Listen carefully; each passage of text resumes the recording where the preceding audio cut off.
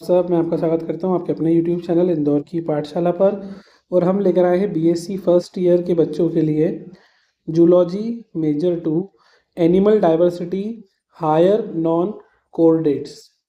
ये आपका मेजर 2 का पेपर है और इसमें आपके सारे इंपॉर्टेंट क्वेश्चंस हैं जो लेटेस्ट पैटर्न के अकॉर्डिंग है। इसके अंदर आपको एमसीक्यूज भी मिलेंगे, वेरी शॉर्ट शॉर्ट क्वेश्चंस भी मिलेंगे जो भी आपके एग्जाम पैटर्न पे आ रहे हैं, उसी पैटर्न पे ये इंपॉर्टेंट क्वेश्चन है दोस्तों। और ये क्वेश्चन प्रीवियस ईयर के जो इंपॉर्टेंट क्वेश्चन थे जो अधिकतर बार डीएवी के एग्जाम में आए हुए हैं उन्हीं क्वेश्चन पे बेस्ड है। तो जल्दी से अगर आपने अभी तक वीडियो को लाइक नहीं करा हो लाइक कर दीजिए, चैनल को सब्सक्राइब कर दीजिए और बेल आइकन दबा दीजिए। लाइक करने में कोई कंफ्यूजन मत कीजिएगा, सिर्फ लाइक तो करना है आपको। सेक्शन 1 आपके लिए मल्टीपल चॉइस क्वेश्चन है, आप फर्स्ट पेपर दे चुके हैं। आपको 6 ऑब्जेक्टिव आ रहे हैं पेपर में, 6 मतलब एमसीक्यू आ रहे हैं। यहाँ पर मैंने थोड़ा ज़्यादा एमसीक्यू दिए हैं प्रैक्टिस के हिसाब से आपको। यहाँ पर आपका फर्स्ट क्वेश्चन है, in which ancient Indian medical text is leech therapy जोंक चिकित्सा detailed for blood purification. 4 option दे रखे हैं आपको, चरक संहिता, सुश्रुत संहिता, ऋग्वेदा, अथर्ववेदा। आपको ऑप्शंस बताना है बेटा। इसके नीचे मैंने सारे आंसर्स भी एक साथ दे के रखे हैं, अभी आप अपना नॉलेज टेस्ट कर लीजिए, आपके अकॉर्डिंग आप आंसर बता दीजिए क्या होगा। और इसके बाद अगर आपको नहीं पता तो मैं सारे आंसर्स आपको लास्ट में दे दूंगा। Question number 2, the excretory organ of earthworm is known as. Earthworm के एक्सक्रीटरी ऑर्गन का क्या नाम है बेटा? ये 4 ऑप्शन दे रखे हैं आपको, flame cell, malpighian tubules, nephridia और ग्रीन ग्लैंड। क्वेश्चन थर्ड है आपके सामने, the statuary balancing organ present at the base of antennules in the prawn. अब इसके 4 ऑप्शन आपके सामने दिख रहे हैं बेटा, ओमाटिडियम्स, स्टेटोकाइट्स, कंपाउंड आइज और एड्यूला। Question 4, the larva stage of the स्टेसियम which is consider the most primitive and basics is. तो आपको बेटा देखिए, सबसे इंपॉर्टेंट ये बोल रहा हूँ मैं, ज़रूरी नहीं आप इन्हीं एमसीक्यू पर बेस होकर जाएं। ये सिर्फ आपको एक तरीका है बताने का। ये एमसीक्यूज पिछले ईयर्स में एग्जामों में आ चुके हैं और इस टाइप के ही एमसीक्यूज आपको एग्जाम में बनेंगे, तो थोड़ा सा आपको इनका ध्यान रखना है।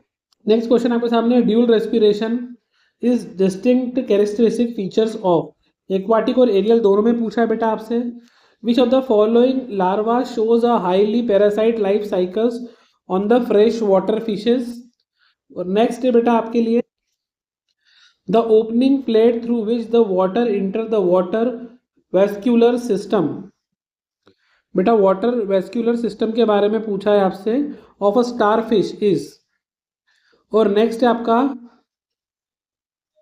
बेलनोग्लोसस belongs to which of the following फिला।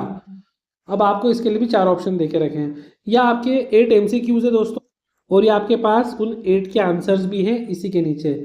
आप जल्दी से इसका स्क्रीनशॉट ले लीजिए या कहीं पे नोट करना चाहें तो नोट कर लीजिए। सारे आंसर्स आपके सामने हैं, आप इसको इजीली मार्क कर सकते हैं।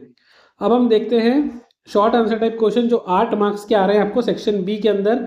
ध्यान रखना 8 मार्क्स के तो 200-250 शब्द आपको लिखना है। जहाँ पर आप डायग्राम बना सकते हैं वो डायग्राम ज़रूर बनाइएगा और पॉइंट्स में ज़्यादा डिस्क्रिप्शन लिखे, उससे ज़्यादा मार्क्स मिलेंगे एग्जाम में। क्वेश्चन है बेटा आपके सामने, write the detail note of the metamerism in the phylum Annelida, explain its evolutionary significance. Annelida संघ में मेटामेरिज्म पर विस्तृत टिप्पणी लिखिए तथा इसके विकासीय महत्व को समझाइए। Question 10, describe the structure and composition of the buccal mass and the radula in Pila globosa with the clean label diagram. Pila globosa, sorry Pila है वो, ग्लोबोसा के मुख्य पुंज एवं रेड्यूला की संरचना का चित्र सहित वर्णन। बेटा जहाँ पर भी डायग्राम है आपको डायग्राम की प्रैक्टिस करना ही है आपको अच्छे से, ताकि आप ज़्यादा मार्क्स ले सको। 11th क्वेश्चन आपके सामने है, explain the economic importance of insect belonging to the. बेटा यहाँ पर आपको phylums Arthropoda, highlighting the both beneficial and harmful species in the agriculture. यहाँ पे आपको अलग अलग हार्मफुल स्पीसीज के बारे में बताना है। ऑर्थोपोडा संघ के कीड़ों के आर्थिक महत्व पर प्रकाश डालना है। कृषि में इनका उपयोग और हानिकारक कीटों का वर्णन भी करना है आपको। नेक्स्ट क्वेश्चन है बेटा question number 12, draw a neat labelled anatomical diagram of the tornaria larva, summarise it structure features briefly. Tornaria larva का एक स्वच्छ नामांकित चित्र बनाना है और इसकी संरचनात्मक विशेषताओं का संक्षिप्त वर्णन करना है। देखिए बेटा, मैं फिर बोल रहा हूँ, जितना ज़्यादा डायग्राम आप बनाओगे और अगर आपको लेबल डायग्राम आता है, चार्ट वगैरह से कुछ डिस्क्रिप्शन कर सकते हो, उसके नंबर ज़्यादा मिलते हैं। देखो, सारे बच्चे सिर्फ कॉपी भरने जाते हैं, लेकिन मैक्सिमम बच्चों को नंबर ऐसे आते हैं कि जो मतलब ज़्यादा परसेंट स्कोर नहीं कर पाते, 50 से 60 70% के अंदर ही रह जाते हैं। कई बार तो 50 40 50 60 की लाइन में रह जाते हैं। बट जो बच्चे ड्रॉ बनाकर आते हैं या फिर प्रॉपर लेबल डायग्राम बना रहे हैं, साथ में फ्लो चार्ट वगैरह का यूज़ कर रहे हैं, उन बच्चों को ज़्यादा मार्क्स मिलते हैं एग्जाम में। तो 8 मार्क्स वाला लास्ट क्वेश्चन है, write a concise descriptive note on the statocyst of the prawn and how its function to the maintain equilibrium. Prawn मतलब झींगा होता है, कि स्टेटोस्टिस्ट पर संक्षिप्त विवरणात्मक टिप्पणी लिखना है और ये भी बताना है कि यह संतुलन कैसे बनाए रखता है। अब यहाँ से आपके section C long answer question start होने वाले हैं, जो आपको 12 मार्क्स का एग्जाम में आ रहा है बेटा। इसकी वर्ड लिमिट वही 500 शब्द के आसपास है। इसमें भी आपको फ्लो चार्ट और डायग्राम जरूर बनाना है। फर्स्ट क्वेश्चन है, गिव द जर्नल कैरेक्टरिस्टिक्स। आपको जर्नल कैरेक्टरिस्टिक्स लिखना है बेटा। Arthropoda, classify the phylum up to classes giving distinctive features and classical example of each class। संघ ऑर्थोपोडा के सामान्य लक्षण लिखिए। इस संघ का वर्ग मतलब जो क्लासेस होती है उसका वर्गीकरण करना है और प्रत्येक वर्ग के विशिष्ट लक्षण उदाहरण भी लिखना है। बेटा बड़ा क्वेश्चन ही आएगा क्योंकि 12 मार्क्स में है, तो आपको इसको अच्छे से करना है। Question 15, describe the digestive system of earthworm in detail, support your answer with the highly detailed labeled anatomical diagram of its alimentary canal। Earthworm के आपको एलिमेंट्री कैनल का डायग्राम भी बनाना है। केचुआ फेरेटिमा के पाचन तंत्र का विस्तृत वर्णन करना है और उसके आहार नाल का नामांकित चित्र भी बनाना है। 16 क्वेश्चन है बेटा, explain the structural detail of the compound eye of prawn, describe the mechanism of the vision during day and night. झींगा या प्रॉन के संयुक्त नेत्र की संरचना को समझाइए। दिन और रात के समय को देखने की कार्यविधि का भी वर्णन करना है आपको।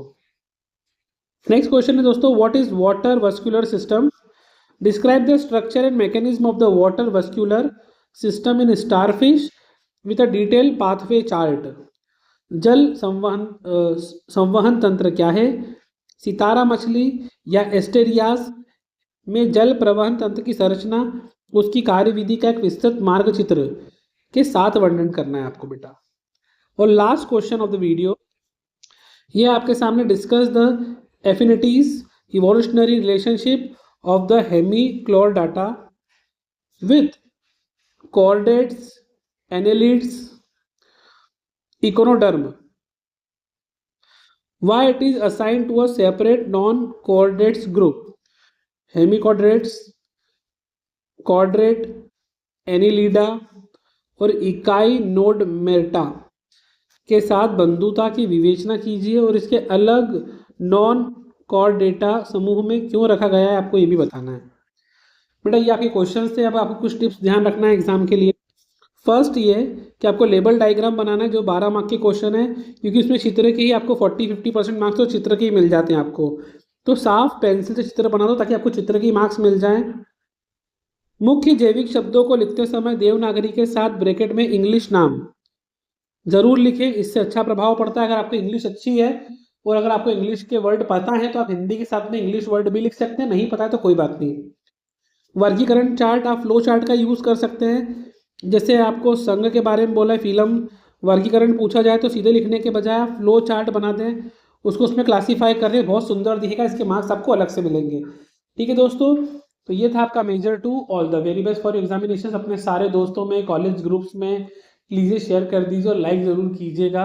आपका लाइक हमें इंस्पिरेशन देता है कि हम और वीडियो बना सकें आपके लिए। तो all the best guys for examinations.